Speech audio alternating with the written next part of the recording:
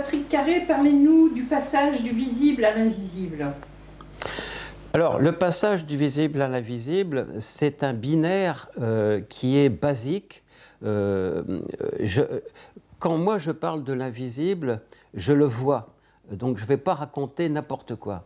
Le passage du visible à l'invisible, c'est par exemple notre corps matériel et un corps de lumière qu'on ne voit pas, que tout le monde ne voit pas. Mais aussi, c'est des symboles sur lesquels, en qualité de créateur, artiste, puisque je fais de la poterie et des formes, j'ai travaillé. Et pour symboliser ce contraste entre le visible et l'invisible, on peut voir à quel point ce contraste est saisissant quand on met l'une à côté de l'autre une pyramide et une spirale. Les spirales que vous voyez à l'écran là sont de ma création, mais elles sont, c'est des formes universelles. C'est le symbole des tourbillons. L'univers est un tourbillon permanent et ces formes-là sont des formes élémentaires. Mais, et j'en parle en connaissance de cause, puisque c'est moi qui les ai fabriquées en terre. À côté, on voit cette forme de pyramide. Voilà le symbole, un symbole binaire basique entre une forme visible et parfaite en forme, puisqu'elle condense le nombre pi, le nombre d'or, etc. Et elle condense ce qu'on voit de l'extérieur et ce qu'on ne voit pas qui est à l'intérieur et qui fait un tout très proportionné, harmonieusement. Alors, cette spirale résume tout ce qu'on ne voit pas à l'intérieur de la pyramide. Voilà le contraste entre l'être matériel que nous sommes et l'être spirituel que nous sommes aussi et qu'on ne voit pas.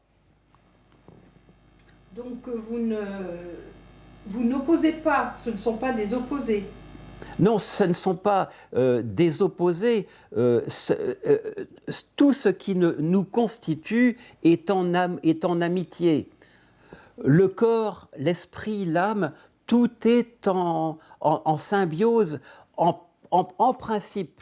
Mais le monde dans lequel nous vivons nous habitue en permanence à les opposer. On reviendra là-dessus tout à l'heure, mais la matière, le corps, est depuis 2000 ans en Occident considéré comme un inférieur à l'esprit. Il est sujet de l'esprit. Alors qu'en fait, le corps et l'esprit doivent se mettre face à face. Et on reviendra tout à l'heure là-dessus, avec les philosophes qui ont fait une révolution de la pensée, Spinoza et Leibniz, qui les ont mis face à face.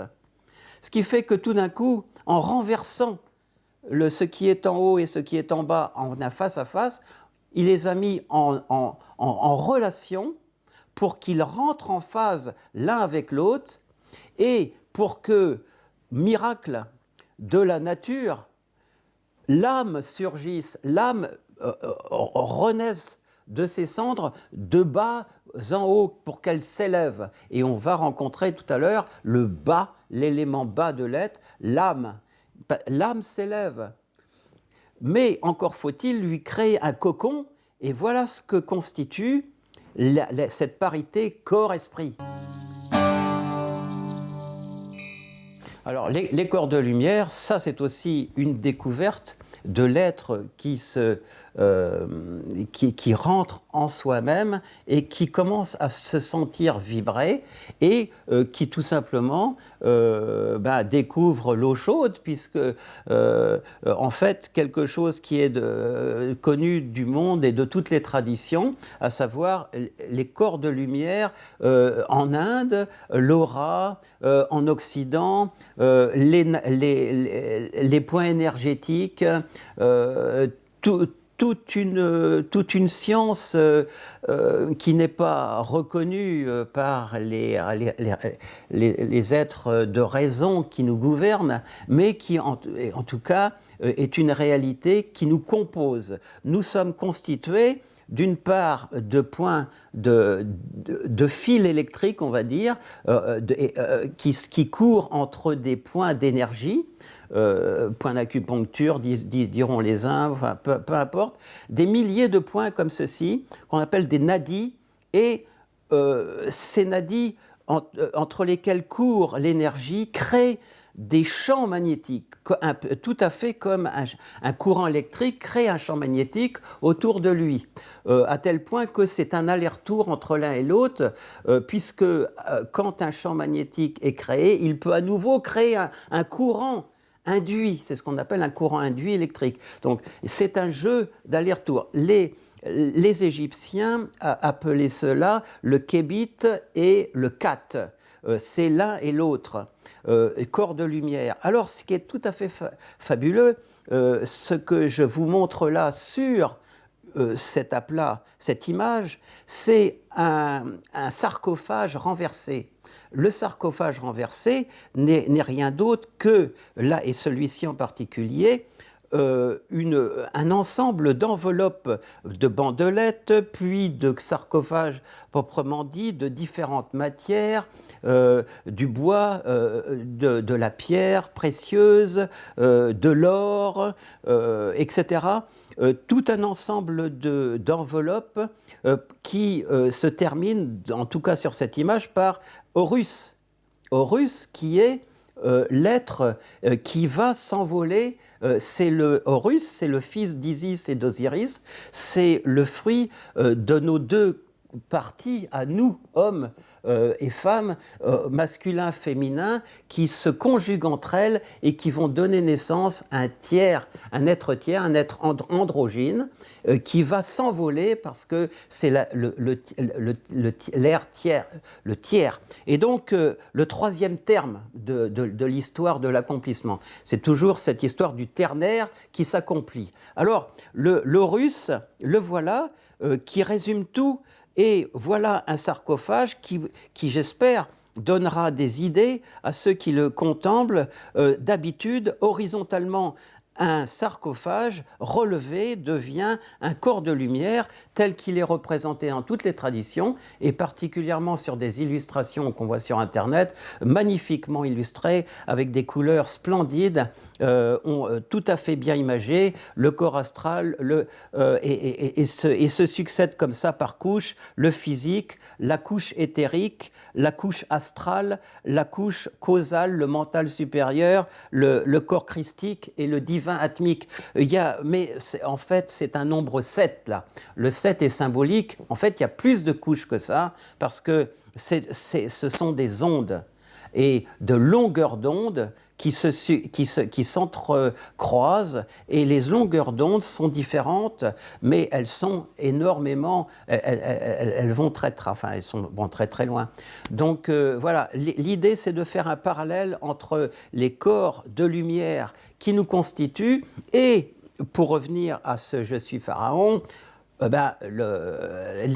tout ce que nous montrent les Égyptiens et qu'on ne sait pas toujours, ou qu'on ne veut pas toujours déchiffrer et voir. Au commencement n'est pas le verbe. Alors c'est quand même jouer un peu de la provocation que de reprendre des termes aussi génériques et universels qui font floreste non seulement chez les religieux, mais dans les temples d'initiés. Mais au commencement n'est pas le verbe. Sauf à vouloir priver de la lumière de l'âme les esprits qui aspirent à s'élever par soi-même en elle, pour les retenir captifs en les inféodant à des discours dogmatiques et à la souffrance physique, mentale et spirituelle qu'ils génèrent. Bien au contraire, au commencement est un bien-être intérieur profond, rappelant celui de l'embryon, baignant avec délice dans l'eau nourricière de sa mère, et déployant harmonieusement ses bonnes ondes à travers le corps, l'esprit et l'âme est ressenti en soi-même dans sa globalité par l'embryon, par l'être de l'embryon sans pour autant être appréhendé par des mots. Donc, au commencement n'est pas le verbe. La résurgence de ce bien-être, c'est ça le sujet. La résurgence de ce bien-être, semblable à l'écoulement joyeux d'une source d'eau claire, dépend au contraire d'un accord à établir entre les trois niveaux donc de l'être et ne dépend pas d'une quelconque règle de vie matérielle et spirituelle établie par d'autres, quel que soit leur degré d'autorité et de pouvoir sur leurs semblables. Il s'agit d'être bien en soi-même et, pour retrouver ce bien-être ultime, de ne compter que sur ses ressources, tout simplement parce qu'elles sont inépuisables et qu'elles font partie d'un fond commun, universel, commun à tous. Donc en allant vers soi-même, vers le bien-être de soi-même, on a l'impression de rentrer dans un cocon unipersonnel, alors qu'en fait, on rentre dans un univers cosmique commun à tous, et dans un bien-être cosmique commun à tous. Ce bien-être ultime en soi-même ne peut et ne doit venir que de soi. Justement, alors, dans cette quête, cette méthode que vous retrouvez d'une certaine manière à travers la voie initiatique égyptienne, cette quête, c'est une quête de responsabilité aussi.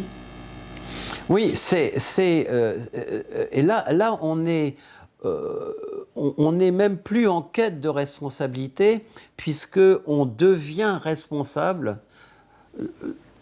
comme par enchantement. En tout cas, c'est un chemin vers le devoir.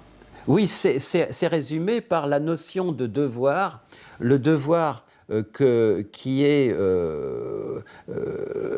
flamboyant chez les compagnons du Tour de France, des êtres de devoir. Et d'ailleurs, il n'y a pas plus taiseux qu'un compagnon avec un sourire aux lèvres, heureux d'être là dans son travail, parce qu'il sait qu'il doit être là, qu'il y est juste à l'heure, et qu'il change de dimension en travaillant avec ses deux mains, avec sa parité réunie par amour dans son travail. Voilà, on est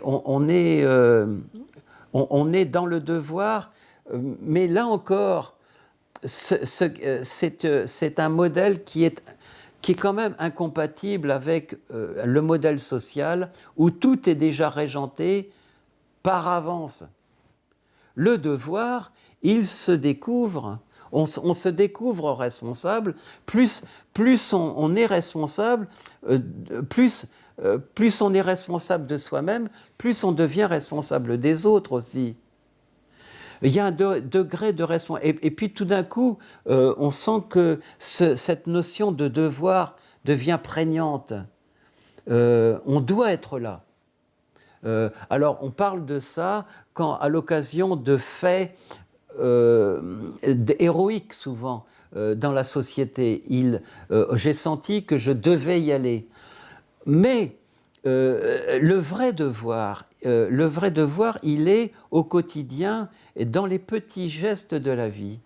Être à l'heure avec soi-même et avec les autres, c'est faire son devoir. Et ce qui est tout d'un coup saut quantique dans une autre dimension du devoir, on peut se poser la question de l'existence d'un grand devoir, qui est celui d'un devoir déjà écrit. Parce qu'il n'y a pas plus grand délice que d'être en accord avec soi-même. Autrement dit, avec un soi-même qui est déjà là et qui n'attend que cette fusion-là.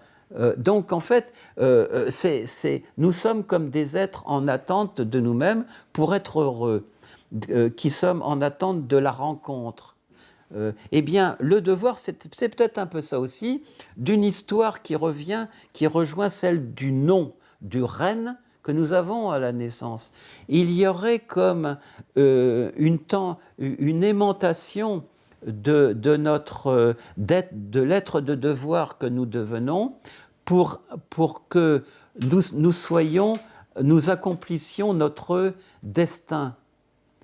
Non pas que ce destin soit écrit avant la naissance, mais quand même que dans les grandes lignes, nous réalisions ce qui faisait notre nom de départ. C'est ça le destin, c'est aimer sa vie pour s'accomplir et accomplir son destin. Là, on a avec Amon Ptah et l'arrivée d'Akhenaton, le phénomène le plus important qui va révolutionner la civilisation occidentale, suspendue à ces idées religieuses qui vont éclore, l'idée du monothéisme. Alors, pour situer un peu dans le temps, avec des repères que nous connaissons tous, les pyramides, c'est à peu près 2500 ans avant Jésus, avec Khéops, pyramide de Khéops, 2500 ans avant notre ère, avant Jésus-Christ, dit-on. Bon. 1300 avant notre ère, donc 1200 ans après, apparaît le pharaon Akhenaton, qui va transformer ce qui est le pilier de la vie de ce peuple égyptien qui, depuis 1200 ans, est au fait de sa puissance et intellectuelle en particulier, puisque pour créer, on y reviendra peut-être, la pyramide de Khéops, il faut avoir la connaissance du nombre phi, entre autres, mais de dimension, et même du mètre d'ailleurs, ce qui est, on est tout de suite dans un autre monde qu'on a du mal encore à saisir, puisqu'on n'a pas compris comment même se construisent et puis les pyramides. Mais surtout, il y a toute une vie une vie de l'esprit qui est travaillée dans les écoles de mystère déjà là-bas, pour favoriser la croissance d'êtres spirituels à son rythme, pour que, un peu comme on a un peu hérité de ça, pour initier ceux qui désirent l'être à certains mystères, dit-on, etc.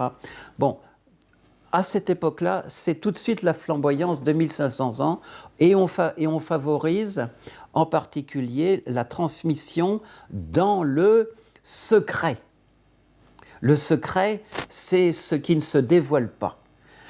Parce que tout le monde n'a pas accès à au grand mystère de la création et au grand mystère de la transformation, au grand mystère de la vie et de la mort. Tout le monde n'a pas accès parce que tout le monde ne le souhaite pas, tout simplement. Ce n'est pas une sanction, c'est que chacun a sa vie à mener et que tout le monde n'est pas en quête de tous ces mystères-là.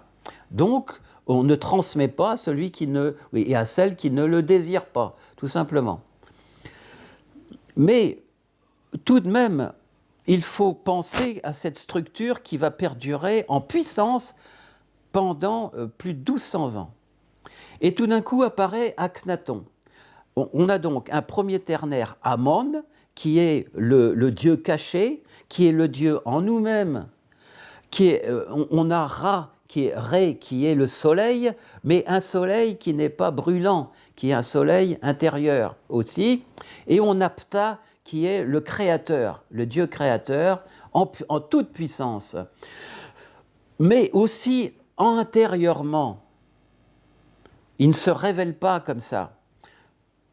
Et tout d'un coup, on va voir Akhenaton qui va inverser tout ça qui va remplacer Amon par Lak, on va dire. C'est un être de lumière. On parle de Lak, l'être, l'un des constituants de l'être égyptien, Lak, être de gloire, de lumière, tout en gloire, qui est l'un de nos constituants.